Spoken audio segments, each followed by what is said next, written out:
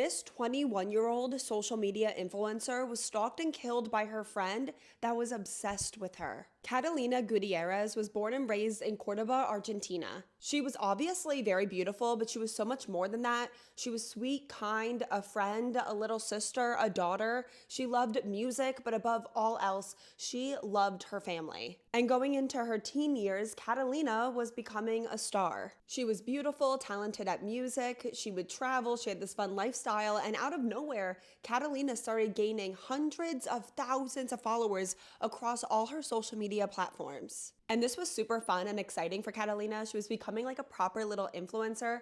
She was getting PR, she was getting brand deals. She was also going into her first year of college, so this was a really exciting time in this young girl's life. And going into that first year of college, Catalina became really good friends with one of her classmates, this guy, Nestor Soda. When Catalina and Nestor met, they became very quick, close friends. Catalina was still with her high school boyfriend, so this friendship with Nestor was very platonic on her side. Nestor didn't really have a lot of friends, so Catalina introduced him to all of her friends. She introduced him to her boyfriend, invited him to all of the hangouts. She introduced him to her family, and Nestor actually got really close with Catalina's family. He would go over for family dinners, family game nights, he would even dog sit their dogs. And the entire time, Nestor is secretly obsessed with Catalina. He was obsessively stalking her social media. He was obsessed with everything she posts and the fact that she had all of these followers. Catalina never led him on, but Nestor was convinced that one day Catalina would wake up and realize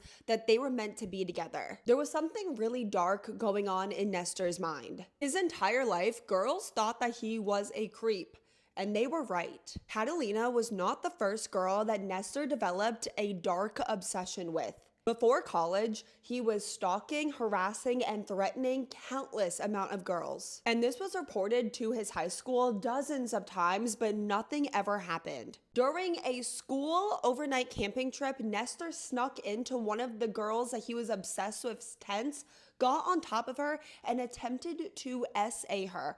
Luckily, she screamed, and this scared him, and he left. And before he met Catalina at college, there were other girls that Nestor was stalking at their college. He actually memorized all of these girls' class schedules and even had these girls' class schedules written on his bedroom wall. At this point, Catalina is out of her high school relationship, but she started a new relationship with a new boy, and this made Nestor furious. He thought that Catalina belonged with him. He thought Catalina belonged to him. Something in him switches this time. Usually when the girls that he was obsessed with turned him down repeatedly, he would just move on and find a new girl to be obsessed with, but not with Catalina. Without her knowing, he gets her phone's location, and now he's fully stalking her in real life.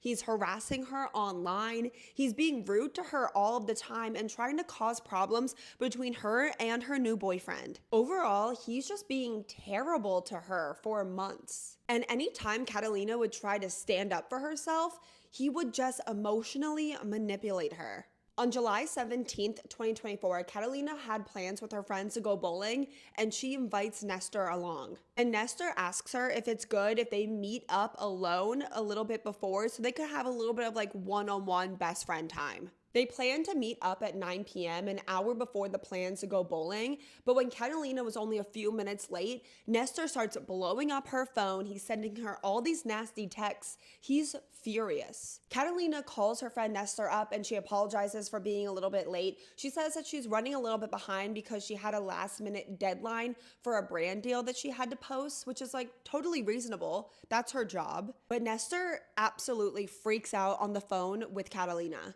Tells her to not bother coming, that she's a bad friend, that she ruined his night. He's insulting her and her new boyfriend and says that she's a terrible person that doesn't care about anyone but herself. And this is not true. Catalina does care a lot about other people. She feels terrible that she's upset her friend. So instead of going bowling with her friends, she drives over to Nestor's house so she can apologize. But Nestor, for whatever reason, just snaps and he starts hitting Catalina over and over. He starts punching Catalina in the face until it knocks her unconscious. He ties her up, and once she starts to gain consciousness, Nestor gets on top of Catalina, and while looking her in her eyes, he strangles her, to death. She was only 21 years old.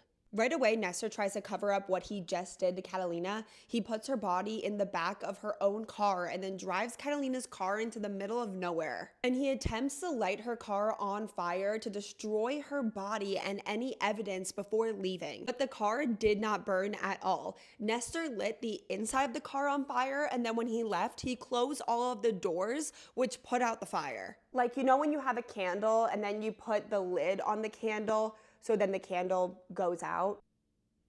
It was not long for Catalina's friends, boyfriend, and family to all realize that she's missing, and they are terrified. Her family and boyfriend are down at the police station to report her missing, and Nestor has the balls to show up at the station to comfort Catalina's family, knowing that he was the one that killed her. And the police were able to quickly track down Catalina's phone location, where they found her car in the middle of nowhere with her body in the car. Her poor family. Catalina was so young and so loved by everyone, and everyone was absolutely devastated and confused. Who would want to kill this poor girl? Everyone in Catalina's life had an alibi except for her friend Nestor. And he changed his story about what he was doing the day that Catalina went missing and was killed about like half a dozen times. And I always say it's a huge red flag when people change their story. They were able to track Nestor's phone location the day that Catalina was killed, and it turns out his phone was in the exact same location that they found her car and body, and this was like the middle of nowhere. And when confronted, Nestor cracked and he confessed. His trial began in March of 2025, and because he was a creep his entire life, there was no shortage of girls to testify against him. Nestor never apologized to Catalina's family. He never showed any remorse. In fact, during the trial, he laughed at her family. He laughed at Catalina's family's pain. And this is the same young man that they invited into their home. It's just disgusting. Catalina only ever wanted to be a good friend to Nestor. She invited him along to things when he had no one to hang out with. The only reason she went over to his house that day was to apologize. Even after, he was a terrible, terrible friend to her for the past like 5 months. Nestor was sentenced to life in prison, and he will have a chance for early release after serving 35 years. And like always, if you watched the end of this video, thank you so much for listening to Catalina's story. Let me know all your thoughts and opinions in the comments. But while you're there, please remember to be respectful because you don't know who will be in the comments. And while you're there, please let me know what case you want to see me cover next. Thank you to every single person that suggested that I cover this case. And I will see you guys all next time in my next video. Please be a good person to your fellow person.